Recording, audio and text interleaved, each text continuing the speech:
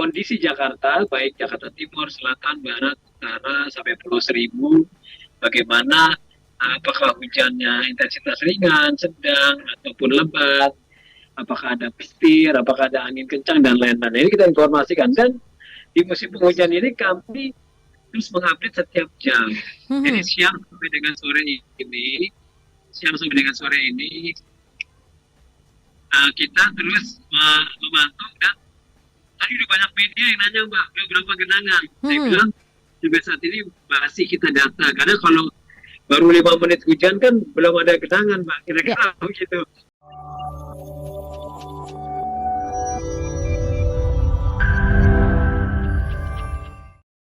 Ini kita mau langsung update aja nih Pak, seperti apa genangan sore hari ini, apakah mengkhawatirkan atau masih dalam kondisi yang normal Pak Isnawa? Ya, Mbak Puspa, baru pendengar. Jadi begini, ini kan tadi kita memantau Jakarta sudah mulai turun hujan lagi kan. Karena memang berdasarkan info BMKG bahwa Jakarta sudah di November ini sudah mulai masuk musim penghujan. Nah, kemudian kami BPBD memonitor terus kondisi Jakarta, baik Jakarta Timur, Selatan, Barat, Utara, sampai Pulau Seribu, bagaimana apakah hujannya intensitas ringan, sedang, ataupun lebat, apakah ada petir, apakah ada angin kencang, dan lain-lain. Ini kita informasikan. Dan di musim penghujan ini kami terus mengupdate setiap jam. Jadi siang sampai dengan sore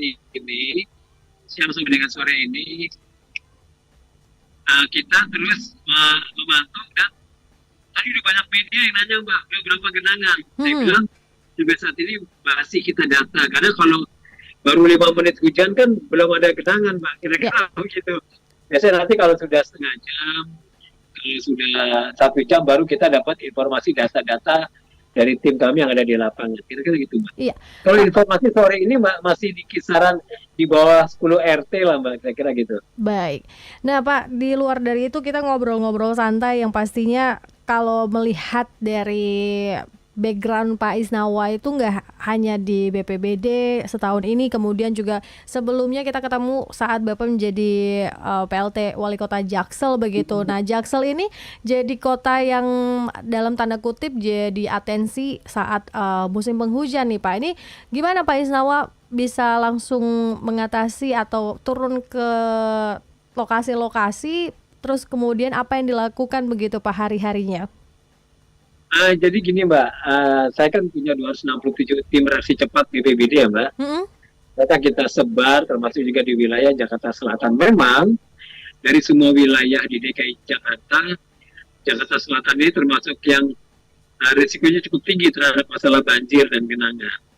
Karena kita tahu ada misalnya Sungai Ciliwung, kemudian ada Kali Mampang, ada Kali Kerukut, kemudian dilalui juga Kali Pesanggerahan misalnya. Nah ini kali sungai di Jakarta secara umum ada 13 sungai, Mbak. Ditambah lagi sungai yang kecil-kecil gitu, kali. Kondisi sungai dan kali Jakarta ini cenderung mengalami penyempitan dan pendangkalan. Jadi karena kondisinya belasan tahun, mungkin puluhan tahun tidak pernah dikeruk, misalnya gitu kan. Jadi pada saat terjadi hujan dengan intensitas sedang sampai dengan lebat, pasti akan meluap.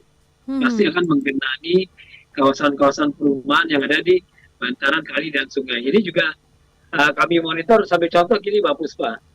Apabila terjadi siaga 2 atau siaga 1 di Sungai Ciliwung, ya kita lihat Katulampa bagaimana kondisinya.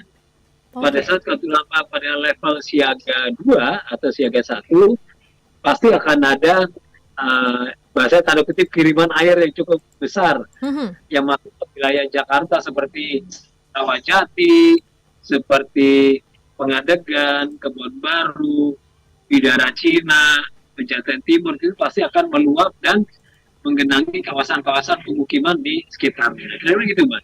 Nah ini harus kita antisipasi. Nah langkah-langkahnya sebenarnya banyak yang sudah dilakukan oleh Pemprov DKI Jakarta. Misalnya di Kali Mampang dan Kerukut dilakukan pengerukan lagi. Tapi untuk melakukan pelebaran kali sungai agak sulit ya, Mbak, karena bantaran kali sungai di Jakarta sudah banyak bangunan-bangunan baik permanen maupun semi permanen. Kira-kira gitu Mbak gambaran.